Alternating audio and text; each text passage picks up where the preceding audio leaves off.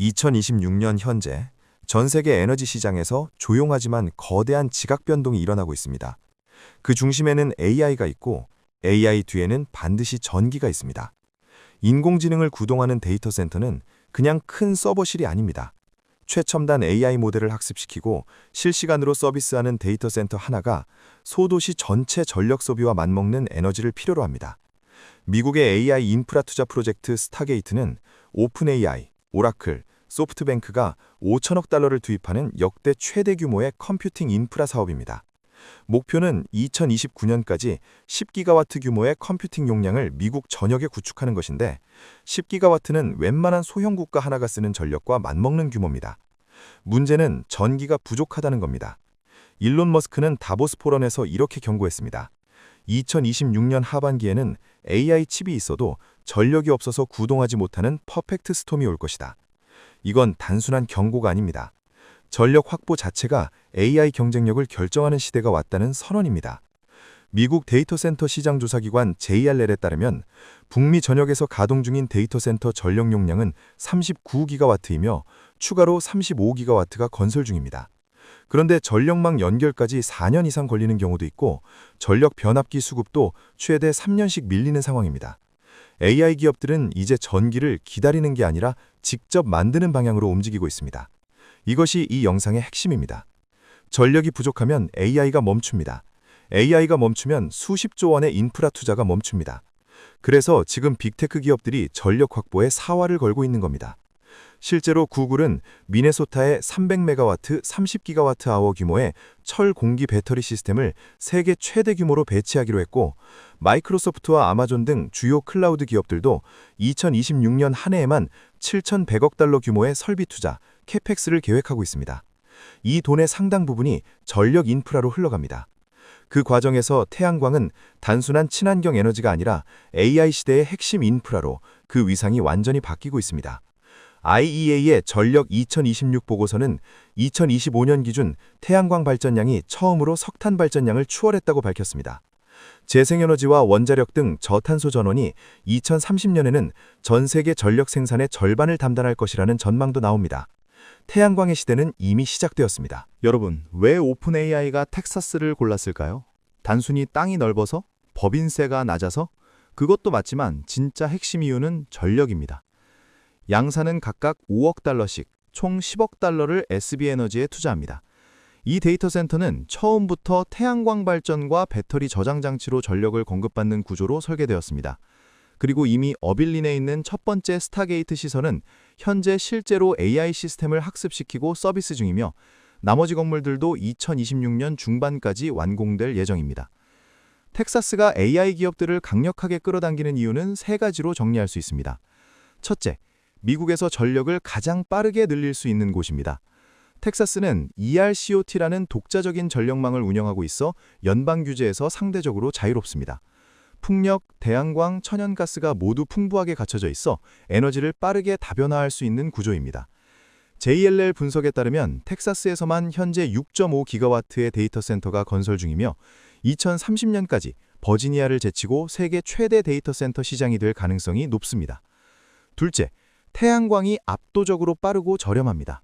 천연가스 발전소를 짓는 데는 수년이 걸리고 대형 가스터빈은 주문해도 납기가 몇 년씩 밀려 있습니다.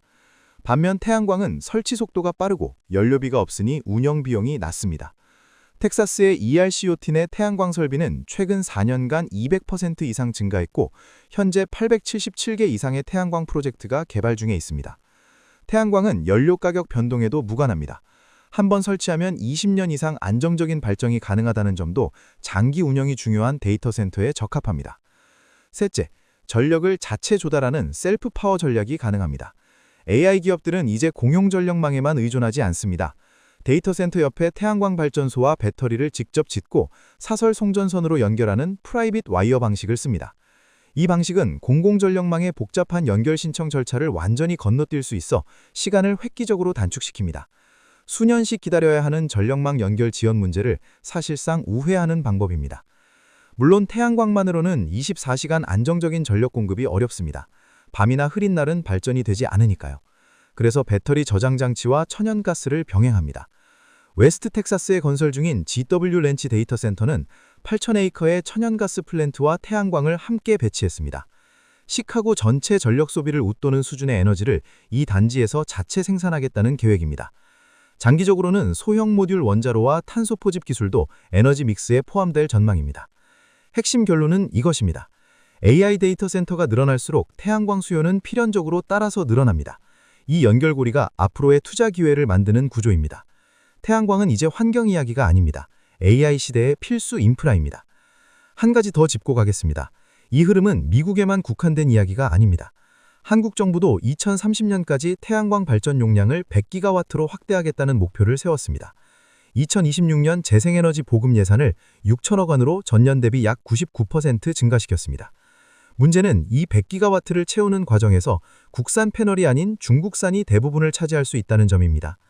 현재 국내 태양광 시장에서 국산 패널 점유율은 4%에 불과하고 중국산이 95%를 차지하고 있습니다.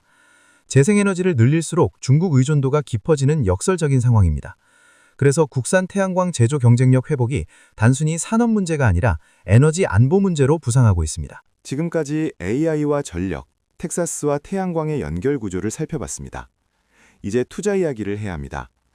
태양광 시장에서 가장 결정적인 변수 하나가 등장했습니다. 바로 중국발 수출 보조금 폐지입니다. 중국 정부는 지금까지 태양광 셀과 모듈을 수출할 때 부가가치세 환급, 즉 약 9%에 달하는 사실상의 수출 보조금을 지급해왔습니다. 그런데 2026년 4월 1일부터 이 제도를 전격 폐지하기로 결정했습니다. 10년 넘게 유지해온 지원책을 거두어들인 것입니다. 왜 이게 중요하냐고요? 전 세계 태양광 모듈 시장의 약 70% 이상을 중국 기업이 장악하고 있습니다. 폴리실리콘, 웨이퍼, 셀, 모듈에 이르는 전 제조 공정에서 중국의 시장 점유율은 86%를 넘습니다.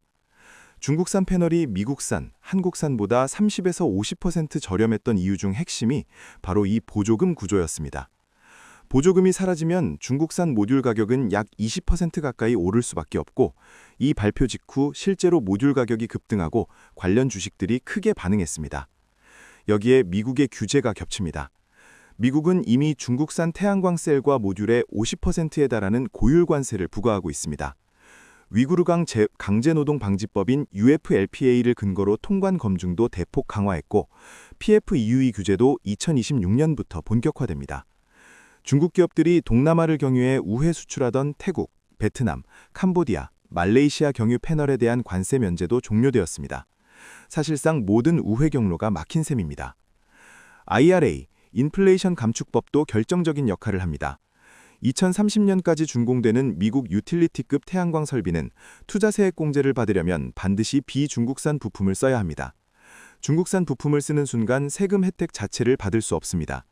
이 조건 하나가 비중국산 공급망을 확보한 기업에게 강력한 가격 프리미엄과 수주 우위를 동시에 부여합니다. 그렇다면 이 구조에서 수혜를 받는 기업은 어디일까요? 잠깐, 여기서 한 가지 더 짚어야 합니다. 중국은 지금 태양광 공급 과잉으로도 몸살을 앓고 있습니다.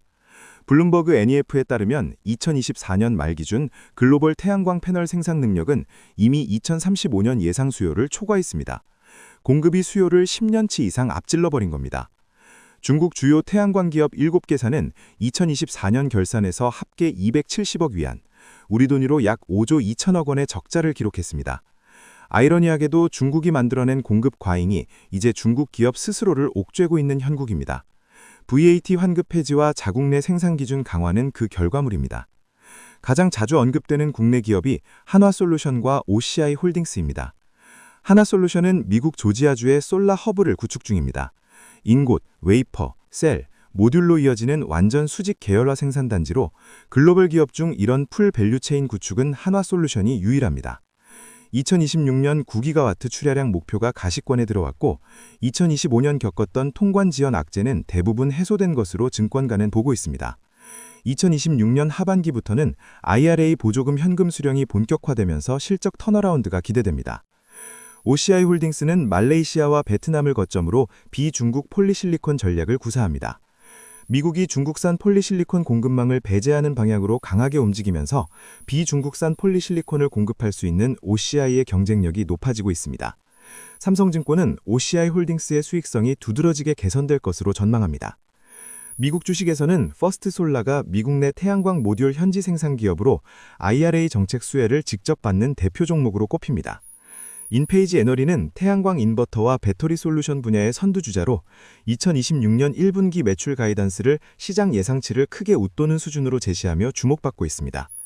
국내에서는 CS윈드가 풍력타워 글로벌 1위 기업으로 재생에너지 전반의 확대 흐름에서 연동되는 수혜주로 함께 언급됩니다. 다만 분명히 짚어야 할 점이 있습니다. 한화솔루션은 2025년 약 2,972억 원의 영업 손실을 기록하며 적자 전환했습니다. 트럼프 정부의 IRA 세액공제 축소 움직임이 현실화된다면 수익구조 전체가 흔들릴 수 있다는 리스크도 분명히 존재합니다.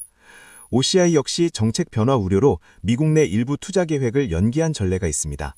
기회가 있는 곳에는 반드시 리스크도 함께 있다는 것, 절대 잊으시면 안 됩니다. 지금까지 AI와 전력, 텍사스와 태양광의 연결 구조를 살펴봤습니다. 이제 투자 이야기를 해야 합니다. 마지막입니다. 태양광 관련 주식에 투자한다면 어떤 기준으로 고민해야 할까요? 태양광이 뜨니까 산다는 막연한 접근은 위험합니다. 판단의 기준이 명확해야 합니다. 첫째, 정책이 실제 이익으로 연결되는 타이밍을 보세요. IRA, 관세, 규제 강화, 이런 정책 수혜가 기업의 실제 이익으로 전환되는 데는 시간이 걸립니다.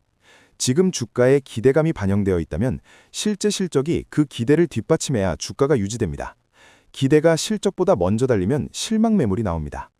둘째, 공급망이 얼마나 탈중국화되어 있는지 구체적으로 확인하세요. 중국산 부품을 쓰면 미국 ITC 혜택을 받을 수 없고 통관에서 막힙니다. 실제로 한화솔루션도 2025년 통관 지연 문제로 수천억 원 규모의 타격을 입었습니다. 비중국산이라고 마케팅하는 기업이더라도 공급망 전체를 구체적으로 점검해야 합니다. 셋째, 트럼프 행정부의 에너지 정책 방향을 지속적으로 주시하세요. 현재 트럼프 행정부는 화석연료 친화적 정책을 추진하고 있어 IRA 세액공제 존속 여부가 중요한 변수입니다.